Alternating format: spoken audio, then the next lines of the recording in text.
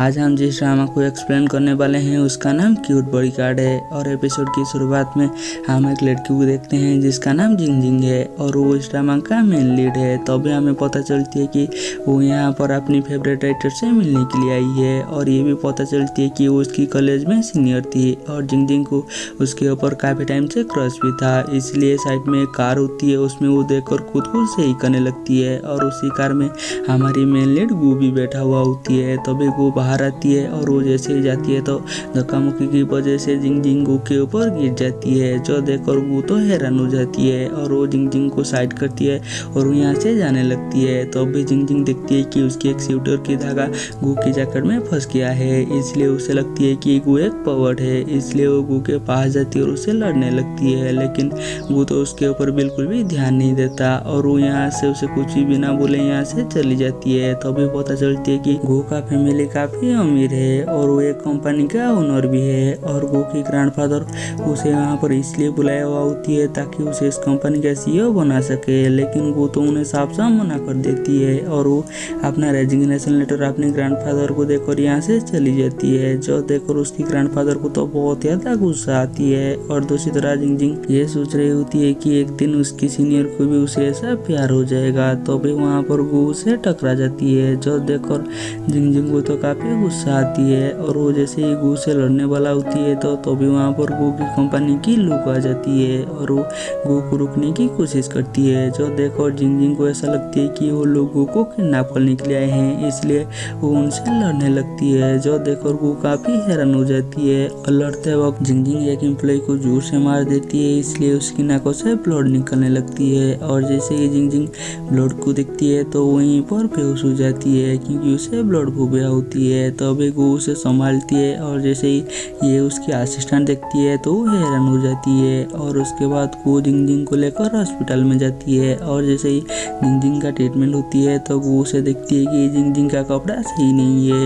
इसलिए वो जाकर जिंग जिंग के कपड़े को सही करने लगती है। तो अभी जिंग जिंग को होश आ जाती है और उसे ऐसा लगती है कि गू उसकी फायदा उठाने की कोशिश कर रही थी, इसलिए वो गुस्से में गू को मारने के लिए जाती है, लेकिन उस टाइम पर यहीं पर उसकी असिस्टेंट आ जाती है तो वो मुक्का उसके असिस्टेंट को लग जाती है, जो देखकर जिंग जिंग तो काफ़ी शर्मिंदा हो जाती है और यहाँ पर गू उसे समझाने की कोशिश करती है, लेकिन जिंग जिंग तो उसकी कोई बात नहीं सुनता, इसलिए गू भी उसे कुछ ही बोलता नहीं है। और जैसे ही गू अपनी असिस्टेंट के साथ जा रही होती है तो उसकी असिस्टेंट उसे बोलती है कि उस लड़की ने आपको छुआ था, लेकिन आपको कुछ भी हुआ नहीं क्योंकि वो एक ह्यूमन फोबिया होती है, अगर कोई ह्यूमन उसे छू देती है तो वो बेहोश हो जाती है। इसलिए गू बोलती है कि क्यों ना उसे अपने बॉडीगार्ड के लिए हायर कर लेते हैं और ये बात उसकी असिस्टेंट मान जाती है और अगले दिन वो दोनों जिंग जिंग की पेरेंट्स से मिलने के लिए जाती है। असल में जिंग जिंग एक पुअर फैमिली से बिलोंग करती है और उनकी फैमिली कुछ पैसा अर्न करने के लिए उनके घर को रेंट पर देते थे और उसकी मदर एक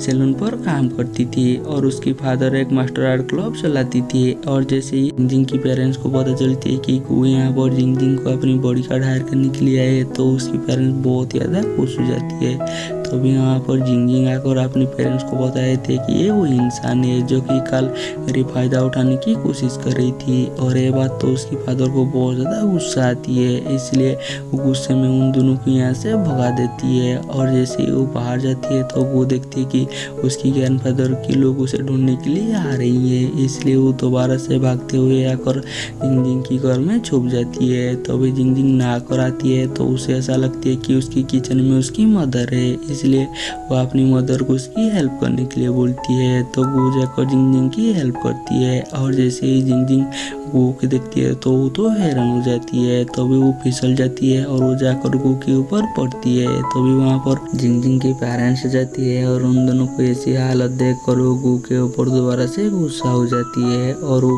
गू को यहाँ से भेजने लगती है, लेकिन गू बताती है कि मैं आपको डबल पेमेंट करूँगा, जो सुनकर उसकी पेरेंट्स तो फटाक से मान जाती है, लेकिन जिंग जिंग तो गू के साथ जाने के लिए मान नहीं रही होती है, इसलिए गू बोलती है कि ठीक है मैं यहीं पर रुक जाती हूँ। हूँ। और जैसे ही गो अपनी पेमेंट करने के लिए कार्ड देती है तो उसकी कोई भी कार्ड काम नहीं करती, इसलिए गो बताती है कि मैं आपको कल पेमेंट कर दूंगा। और वो गारंटी के हिसाब से अपनी एक बहुत ही महंगी सी वॉच देती है, लेकिन उसकी फैमिली को तो गो के ऊपर बिल्कुल भी भरोसा नहीं होता, इसलिए वो गो को एक बेकार कमरा देती है। जो देखकर गो सोचने लगती है कि उसने एक बेकार कमरे के लिए बहुत ही ज़्यादा पे कर दिया। और अगली सुबह गो उठती है तो देखती है कि सब लोग उठ चुके हैं और वो एक्सरसाइज कर रहे हैं। और वो जैसे नीचे आती है तो जिंग जिंग बताती है कि यहाँ पर जो भी रहते हैं उन्हें जल्दी उठना होगा और एक्सरसाइज करना होगा। और उसके बाद वो दोनों जॉगिंग पर गए होते हैं तो जिंग जिंग गो को बताती है कि मुझे मार्शल आर्ट मेरे पापा ने नहीं, मेरी मॉम ने सिखाया है। और उनकी मानना ये है कि लड़कियों को हमेशा स्ट्रांग बनना चाहिए और आने वाली प्रॉब्लम के साथ हमेशा लड़ना चाहिए। और यहाँ पर जिंग जिंग सोचने लगती है कि ऐसा भी गो ने क्या कर दिया है कि उसके पीछे इतने ज़्यादा लोग पड़े हुए हैं। और दूसरी तरह गो की असिस्टेंट उसके लिए पैसा इकट्ठा कर रही होती है और उसकी सारी सामान पैक करने के बाद वो गो के पास भेज देती है। और वो जैसे ही असिस्टेंट वहाँ से जाने वाला होती है तो ग्रैंडफादर की एम्प्लॉय उन्हें पकड़ लेती है और उन्हें गो के बारे में पूछने लगती है, लेकिन असिस्टेंट तो उन्हें कुछ भी भूलता नहीं है। तो भी वहाँ पर मिस बेबी आ जाती है और उसे गो के बारे में पूछने लगती है, लेकिन जैसे ही सारी एम्प्लॉय चली जाती है तो मिस बे गो को कॉल करती है और उसे बता देती है कि तुम अपनी मोबाइल स्विच ऑफ कर दो ताकि तुम्हें कोई भी पकड़ ना सके। असल में वो गो के साथ पहले से ही मिला हुआ होती है। और दूसरी तरह गो की पार्सल जिंग जिंग के घर में पहुंच जाती है। और जैसे ही वो अपनी कार्ड को पाती है तो वो जिंग जिंग को मदर को बोलती है कि मुझे एटीएम जाना होगा और इसलिए जिंग जिंग भी मेरी साथ चलेगी, लेकिन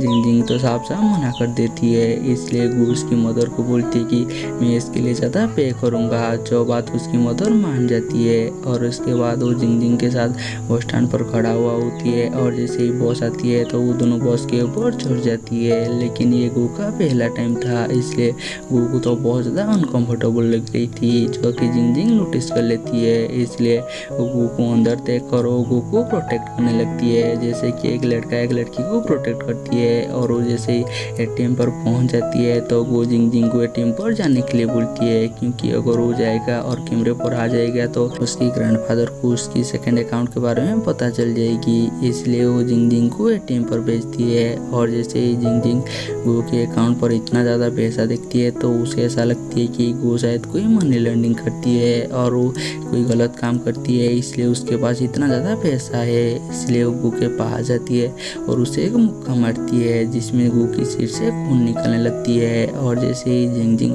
गो की सिर से खून देखती है तो वहीं पर बेहोश हो जाती है और वो नीचे गिरने लगती है। तभी गो उसे पकड़ लेती है और वो सोचने लगती है कि जिंग जिंग ने उसे क्यों मारा। और यहीं पर हमारी एपिसोड खत्म हो जाती है। हम मिलेंगे जल्दी नेक्स्ट एपिसोड में।